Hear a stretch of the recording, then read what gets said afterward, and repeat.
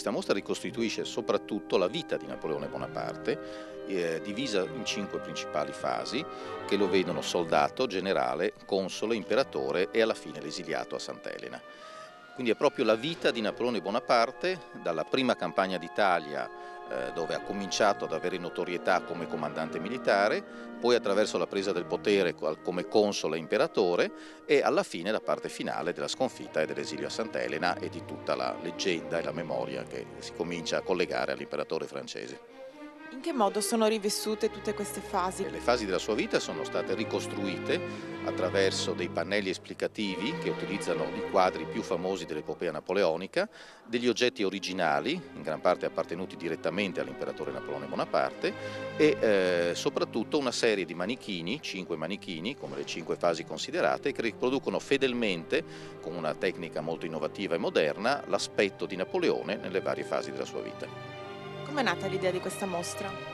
L'idea della mostra è nata da un gruppo di persone che, affascinate evidentemente dalla figura di Napoleone Bonaparte, dopo aver visto la realizzazione curata dalla Fondation Napoléon di Parigi della loro collezione, l'hanno adattata a una mostra che fosse itinerante e per la prima volta viene allestita qui a Udine in questa occasione. In Italia dove è già stata allestita? In Italia è la prima volta che viene allestita, quindi è l'anteprima internazionale, diciamo, di quella che si spera sarà una mostra di successo. C'è qualche pezzo particolarmente prezioso o particolare?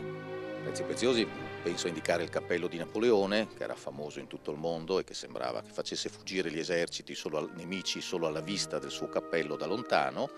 E ci sono alcune armi, ma forse il cappello è la cosa più eclatante, diciamo, ecco, che più caratterizza Napoleone. Qual è stata la risposta alla mostra nelle altre città in cui è stata proposta? Quando è stato fatto l'allestimento iniziale della grande mostra della Fondazione Napoleon è stata un enorme successo. Adesso non ho i dati precisi, come è stata tenuta aperta molto tempo sia a Parigi sia in altre località all'estero, è sempre molto apprezzata proprio per l'originalità di poter vedere degli oggetti appartenuti direttamente a Napoleone senza dover recarsi a Parigi o in altri luoghi più lontani da quelli di casa. Una mostra quindi ideale non solo per gli appassionati di Napoleone ma proprio per gli appassionati di storia in generale? È effettivamente una mostra divulgativa, quello che oggi si può chiamare, ecco, quindi che racconta la vita di Napoleone e che è utile quindi a tutti quanti, quelli che possono essere anche solo incuriositi da questa fase storica e della storia più in generale, sì, ecco, per chiarire tanti dubbi o curiosità che spesso uno ha sulla figura di Napoleone e sulla sua immagine. Per la prima volta la mostra di Napoleone arriva in Italia e arriva a Udine, una grande occasione per questa città. Una bellissima occasione, una mostra davvero importante per la quale ringraziamo la società Zenit che ci dà la possibilità, darà la possibilità al pubblico udinese e non solo di entrare nel mito di Napoleone. Un personaggio che ha cambiato indubbiamente la storia, insomma, della nostra civiltà, a seguito anche della rivoluzione francese, di un altro grande avvenimento della nostra società contemporanea e che ha incrociato i destini di questo territorio. A volte si tende a pensare al Friuli come marginale rispetto ai grandi eventi della storia. In realtà appunto qua nel 1797, quindi quasi 220 anni fa, ci fu la firma di un famoso trattato, la pace di Campoformio, che delineò anche futuri assetti del nostro continente, tra appunto la Francia post rivoluzione, la Francia della rivoluzione e appunto l'Austria.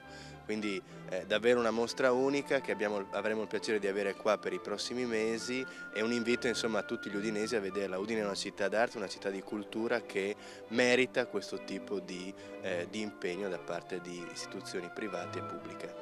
Una mostra che arricchisce tra l'altro la serie di eventi che accompagnano il periodo delle feste. In questo mese di festività c'è comunque, come in altre parti dell'anno, la capacità anche della città di creare sinergia. L'importante è che non pensiamo soltanto al centro storico come luogo degli acquisti, ma lo pensiamo anche come luogo di cultura, come luogo di incontro anche con la grande storia. Ecco, questa è una dimostrazione di qual è la forza della città, qual è il ruolo che Udine vuole giocare a livello regionale e non solo, perché questa mostra è una mostra unica in Italia che avviene qua a Udine per la prima volta.